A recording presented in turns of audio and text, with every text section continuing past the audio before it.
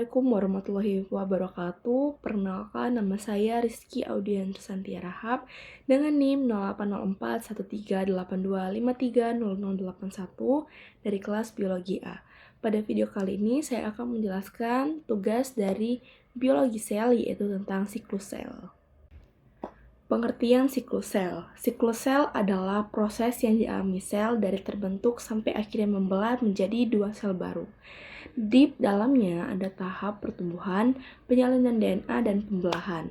Proses ini terjadi terus-menerus selama sel masih hidup. Nah, yang kedua ada tahapan siklus sel. Secara umum, tahapan siklus sel itu terbagi menjadi dua, yaitu interfase atau fase persiapan dan fase M atau fase pembelahan, di mana mitosis dan sitokinesis bekerja. Interfase adalah fase persiapan, di mana interfase ini adalah fase paling lama, karena interfase adalah fase saat sel tidak membelah tapi justru paling aktif. Di sini, sel bertambah besar, menggandakan DNA, menyiapkan komponen untuk pembelahan. Interfase terdiri menjadi tiga, yaitu fase G1, di mana fase G1 ini sel mengalami pertumbuhan awal. Aktivitas yang terjadi yaitu ukuran sel membesar, sintesis protein dan organel, dan metabolisme berjalan dengan aktif.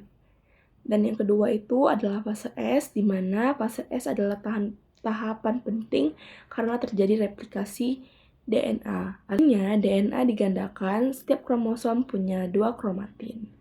Nah, yang ketiga itu adalah fase G2. Di fase G2, sel mulai benar-benar siap untuk membelah. Yang terjadi yaitu produksi protein bertambah, pembentukan komponen pembelahan, dan pengecekan ulang DNA. Mitosis adalah proses pembelahan inti sel. Tujuannya yaitu agar DNA terbagi sama rata untuk kedua sel anak. Mitosis sendiri terdiri menjadi 4 fase, yaitu profase, metafase, anafase, dan telofase. Profase ini adalah tahapan awal di mana kromatin memadat menjadi kromosom, membran inti mulai menghilang, benang spindel mulai terbentuk. Nah, yang kedua itu ada metafase. Di tahap ini, kromosom berjajar di tengah sel atau bidang ekuator dan spindel menempel pada kromosom. Yang ketiga itu ada anafase. Anafase adalah kromatin saudara itu berpisah, ditarik ke kutub yang berlawanan. Yang keempat ini adalah telofase, di mana tahap ini kromosom mulai kembali mengendur dan membran inti terbentuk lagi. Dan terbentuklah 2 inti sel baru.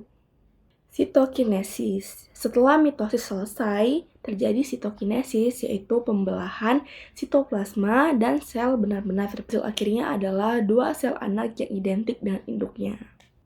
Pengaturan siklus sel. Siklus sel tidak berjalan sembarangan. Dia dikontrol oleh protein seperti siklin dan CDK. Bila kontrol ini rusak, bisa menyebabkan kanker.